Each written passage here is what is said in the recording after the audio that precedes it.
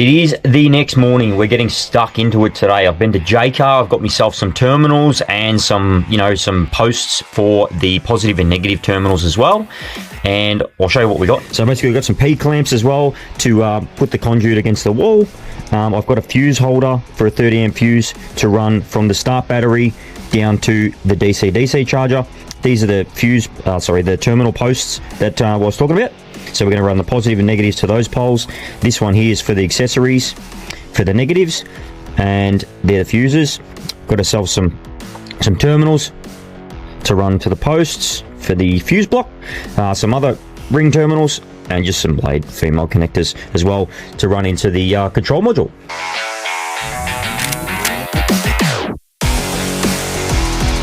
That's basically what we got this morning from JCar. We're going to mount all that up today, and hopefully we can get some power and get the fridge running today, and basically all the lights. It's all going to be sick. So that's what we're going to do. Monotonous wiring. I enjoy it, but I don't enjoy it. It's boring, but someone's got to do it. So we're going to get it all happening today. Basically give it all a clean out. I've made heaps of mess in here. Have a look at this.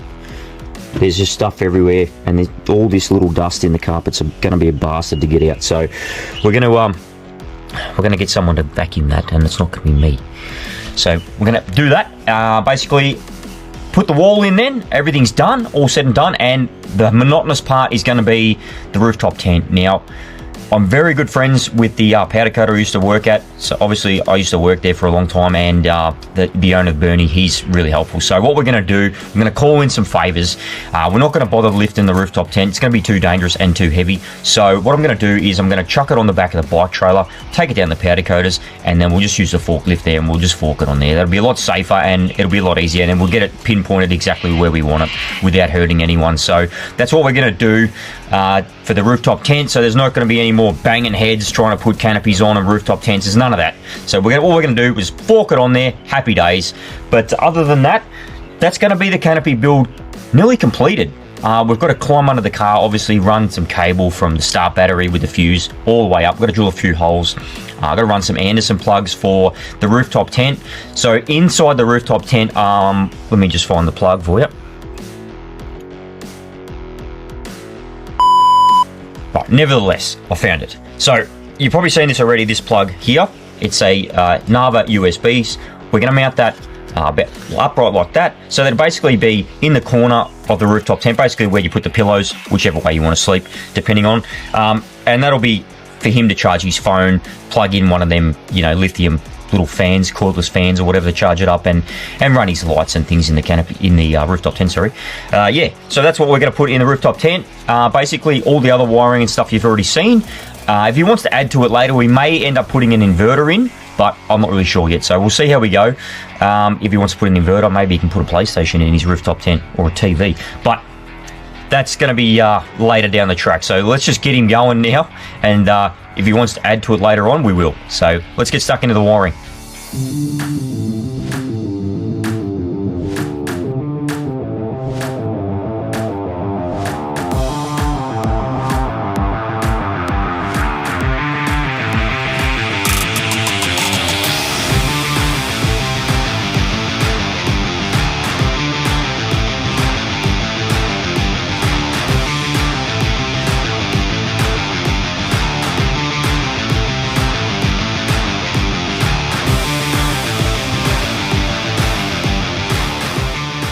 I just thought I'd touch on, some things that people just mislead, or they're a bit confused about as well.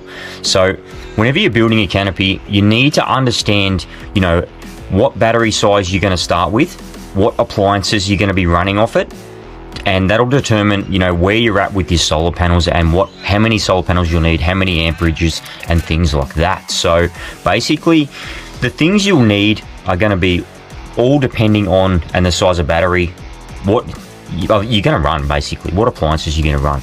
Now, for a lot of things, there's a lot of wiring that goes into just doing a simple canopy build like this one. So what I've got here so far, these are just some of the terminals and things like that. That's not even half of it. So I've got, you've got your 15 amp cable, so you need a fair bit of that, and then you need like 6 or 8 BNS cable. So I'll show you how thick that is. I'll just go grab it. You'll need conduit, different sizes, 10mm, 7mm, and then you need cables like for the likes of this. Like it's fairly thick gauge stuff. For the likes of it, I can't remember whether this is 6 or 8. I think it's 8 BNS. So you need cable like this. This is basically the cable you're going to use to run from your start battery all the way down, and earth wires and things like that. So you need, and copper wire, like all electrical stuff, that's where it adds up, you know, that's where it's all expensive. So basically you need cable of that gauge, earth wiring, conduit, clips, screws, you know, all the terminal posts, fuses. Sometimes it's just best left to professionals and things like that. But look, if you're going to just build it yourself, it's pretty easy. There's a lot of diagrams and things on Google and YouTube and things like that you can actually refer to. And, you know, there's heaps of gurus out there who'll help you out in forums and things like that. But and I think it's time for you to put a squeeze on your chat box. This is what you're doing. This is what I want you to do. Any questions? Nevertheless, as I said, whatever appliances you're going to run, everything you buy will have obviously a manual, and it'll say, you know, basically similar to this, you know, it'll have what amperage it draws, you know, how much power it needs, and its duty cycles and things like that. So make sure you add all this up, write it all down, you know. So basically a Bushman's fridge, a King's fridge, they're around about 3 to 4 amps, you know, amp it, and they cut in and out, so they don't really draw any more than that. So you got that. Basically these lightings, I couldn't even tell you, you'd be lucky if they drew like 1 watt, if that, so an hour. So there, so there's 2 of them. You're not always going to have them running at the same time as the fridge, you know, both lights won't be going at the same time, but even if they are, you've just got to calculate everything together. So that'll basically tell you, you know, if you're going to be running it for X amount of time, that's how big a battery you're going to need. So without, say it's night time and, you know, you obviously got no sun, you got no electricity feeding power into the battery, it's just going to deplete it.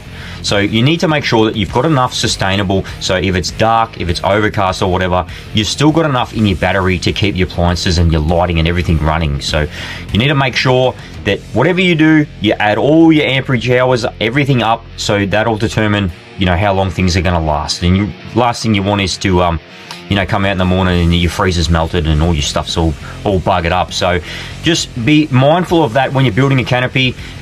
Look, to be honest, everything in my canopy setup, I just run the exact same battery as that. I run a 120 amp hour lithium battery. I run 2 170 hardcore solar panels on the roof, and basically you can start it off the car as well if you got no sun and things like that. But I run a red arc system, so it's completely different. I can plug 240 into that as well if I need to. Now, on that note, basically 120 amp hours for just a basic weekend setup here and there, and if you're driving to work every day, that's fine. That's completely fine. Look, if you're going to travel around Australia and you've got the same basic setup, I would honestly opt for, putting 2 of those 120 Kings batteries in. So then, you're up in your amperage. That's probably what I would do, in my opinion. So if you're parked for a few days and, you overcast, rain and things like that, it just gives you enough more leeway to run your fridge and stuff without having to start the car or, trying to point it in the sun. So that's basically what I recommend. If you're going to go around Australia in it, definitely whack another battery in it. But for what Kyle uses with this car, basically I wouldn't even put another battery in it. You don't really need it. So yeah, that's basically just be mindful whenever you're building canopy setup. If you're going to build one, if you want, just bang a 200 amp hour lithium in it straight away. Or if you want to go AGM is just, we're talking, we could go on all day talking about batteries and calcium batteries and lithium batteries and phosphate and all this yonder, but we'll just stick to what we've got here now. So we'll just go with the lithium. If you're going to do it, lithium's the way to go, in my opinion. Bang a 200 amp hour in it, or you can go with 2 120s, however you want to go. There's slimline, we won't go there, but nevertheless, that's basically what you need to consider when you're building a canopy. Is you need to make sure that you've got all your appliances, all your amp hours written down, and that'll determine how much solar panel you need. You basically want double the solar as to what you have in your amp hours on your battery. So be mindful of that as well. So you can't don't think for 1 second you can just go buy one solar panel and that'll charge you 120 amp hour lithium battery. It's not going to work. know, you could put one 200 watt solar panel, that would probably be all right, but I'd recommend, you know, the more solar panels the better, because you can get more amp hours out of it, and they both work in unison. So that's what I would recommend. Basically, as I said, just be mindful of that whenever you're building something. Check all your amp hours, make sure everything's load rated, and make sure you use the right correct cabling for whatever you're using. So as I said, this is 15 amp automotive cable. It's fine to run lights, it's fine to run the fridge. That basically, fridge will probably maximum of 15 amp fuse on that, so that's plenty for that as well. If you run anything else, basically just check your amp hours, check, you know, how much gauge your wire can handle, because the last thing you want is to burn your canopy to the ground because you've used the incorrect wiring or you've wired it incorrectly. So just be mindful of all your amp hours and your current draw and things like that, and use the correct gauge wire, and you won't have any dramas. Righto guys, excuse the wiring mess, we're going to tidy it up shortly, but I'm just showing you what I've done so far. Basically, I put these posts in. That's the negative post there, obviously negative. The handwriting's terrible because I'm in a cramped environment, but my handwriting's terrible in general. So there you go. So there's your negative. There's your positive pole just down here. And then we've got the alternator pole there. And then we're going to drill some holes through the floor to run the cabling and things like that, and run some cables to the battery. I've secured the battery down with the handle. Basically the handle that comes with the battery. I've just put that on the battery box to stop it from jumping up, but it's pretty tight in there anyway. So that's it. I'm going to rewire this. I'm going to change a few things around, but now we've got some negative and positive poles to put the wiring to. So that's what we're going to get done today. We're going to run the cable from the start battery and get into it.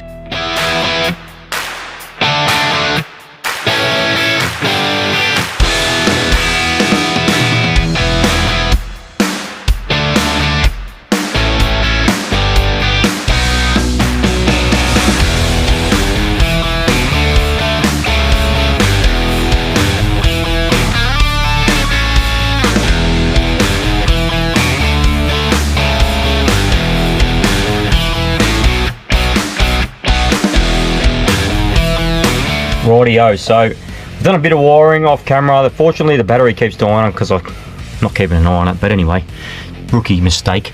That's what we've done so far. I've put all the little posts in there for the negative. I've done my little handwriting. One says alternator, positive, negative, and things like that. We've hooked up the temperature sensor from the DC-DC. Obviously that's the positive lead that goes to the battery. And I'll show you the other side. I have mounted the hardcore light switches up the top, and I've removed the wires that hang out the back, the top and bottom of them. So I'll show you that. So basically that's them there with no wires at the bottom or at the top.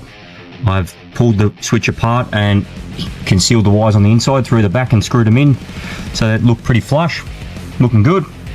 Replace the screws in there for black ones. That's all ready to go.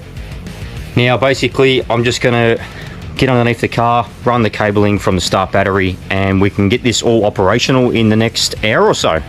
So let's get into that.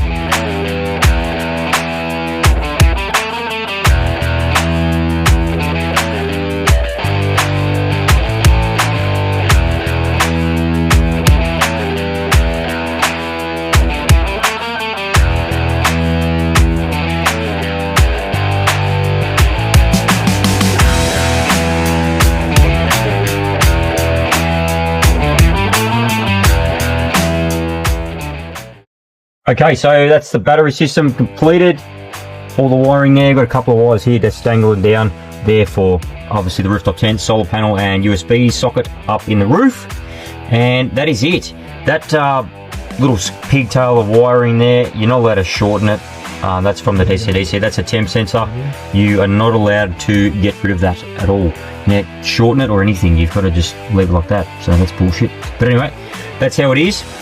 It's all wired up, batteries in there, everything's secured, the alternator wires ran. I've still got a couple of wires, as I said, to run, but other than that, it's all completed. The fridge is on, all the lighting's working in the roof. So that's that one there's working. That's the switch panel working there. We've got to put some stickers and stuff on there so we know what's what. And USBs and SIG sockets. They should be all good to go. And the fridge is on. There you go. Happy days. So that's basically it for today. Tomorrow we're just going to run some Anderson plugs up to the solar panel on the roof for the rooftop tent and the USB.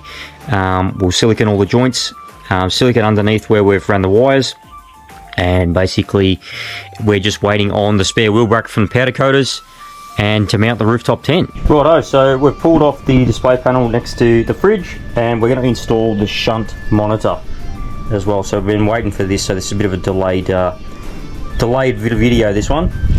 So we're going to bang that in and wire it all up.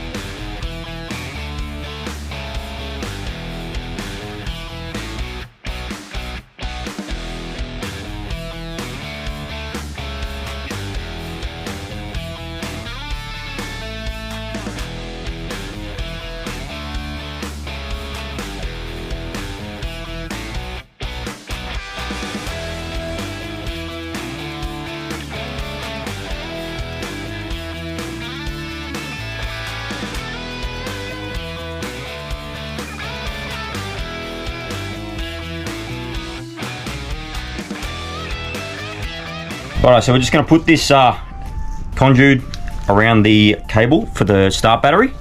Basically a little trick, just put a little spanner. Don't really use it. All the spanner, only spanner I've got is a ratchet spanner, but use a normal spanner, it's not as fat as there, and put it in your 10mm conduit, but that's basically the principle of it. So basically you just get everything sorted, put it in, and just feed it through.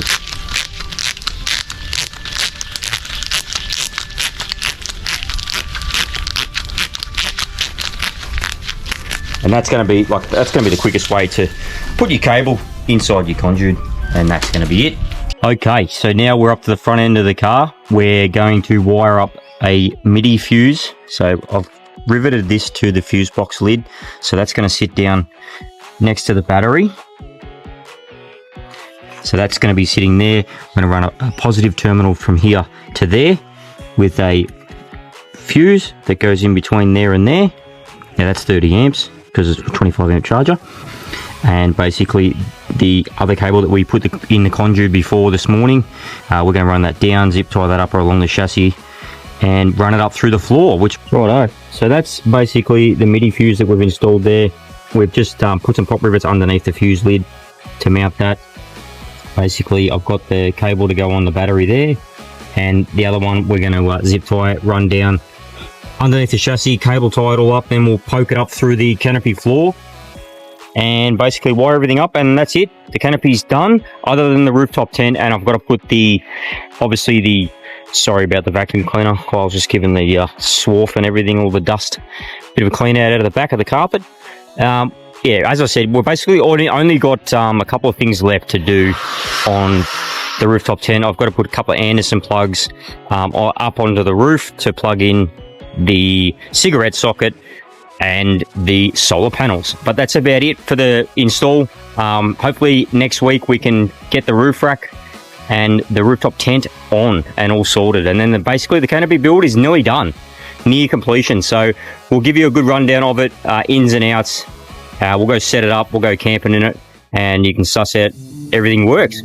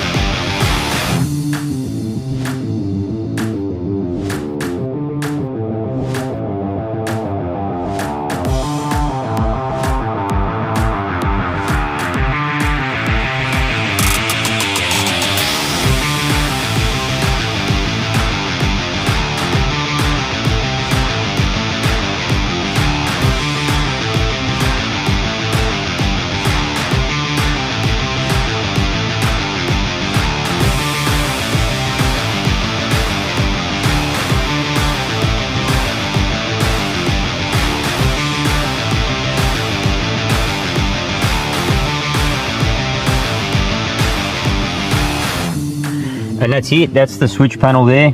Got the shunt all there. Shows everything that you need, everything that you want. Amp hours, wattage, discharge, all that funny business. And obviously the temperature of the battery. So that's it. All done. Righto, so I'll show you the wiring setup. Excuse the lighting. So we've got everything there. We've wired a shunt into it as well. There is cables everywhere. This here is running off the start battery. This is the relay for the reverse lights that we've installed, the flush mounts next to the number plates. That doesn't run off the house battery at all. And basically all the circuits are all 10 amp internally fused in there. So that's why you won't see any fuses anywhere, because they're all internally in there. And basically that's it. 25 amp charger. It's got the shunt there and all the other cables. A pretty simple setup. Nothing to it. It's got everything you need. It's got fuses from the battery, from the auxiliary battery, all the way into the thing. You do not need to fuse your solar at all. You can, but you do not need to. And as I said, everything's monitored through the shunt just there. And obviously you've got all your little bus bars for all your negatives and things like that. So that's basically it. There's the original, that's a pole for the start battery of the actual car itself. And that runs into the DC-DC charger. And as I said, I'm just running the relay for the reverse lights switch fog light things we've got set up off the start battery as well, so it doesn't interfere with this at all. And then that runs straight into the DC-DC. Then you've got the solar input as well, and then these are all the negative inputs here. So that's basically it. All those negatives, and then everything runs through the shunt into the battery. So there's only just the two temperature sensors there and the main earth to charge it, and then it's just a positive wire. So it's basic setup. If you've got any questions, leave them in the comments and I'll be happy to answer them.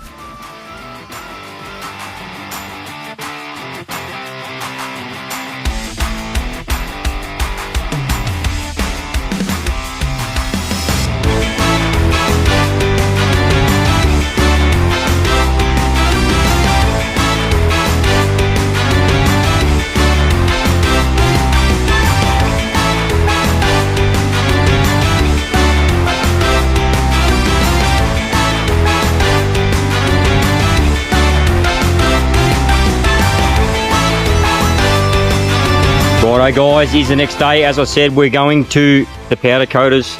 There's an old friend of mine who used to work there, Bernie. He said we could use a forklift to install this.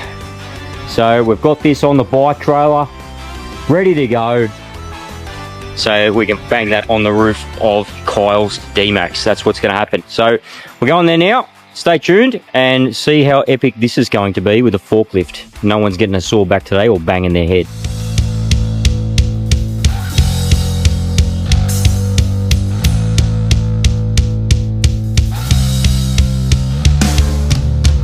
Unfortunately, we didn't get to film putting it on the top because it was a bit of a frantic parking lot and there's a few cars and things running around, so we didn't have a chance to set up the GoPro and things like that. But nevertheless, we forked it on there, nice and safe. No one got injured, nothing got hurt, so that's it. She's all on, looking good. We're just going to position it to where we need it so it's comfortable to climb in and out of.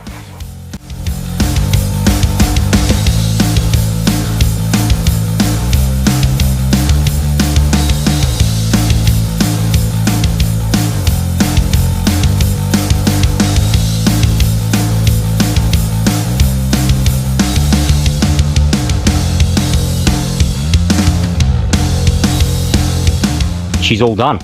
That is it for the Canopy build. Hope you've enjoyed this series. We're starting another series next week. That is working on a Hino motorhome bus. So if you're keen to check that build out, it'll basically be same sort of principle, obviously on a much larger scale. So if you're keen to check out that video, that'll be coming up in the next few weeks. So stay tuned for that. Keep an eye out for it. But I hope you've enjoyed this video. We will do basically a rundown of it once, he actually goes out and uses it and tests it. He may want to change a few things, but we'll do a Q&A video basically on the whole build and see how he's enjoying it. So that's it for this one. Stay tuned for the next video.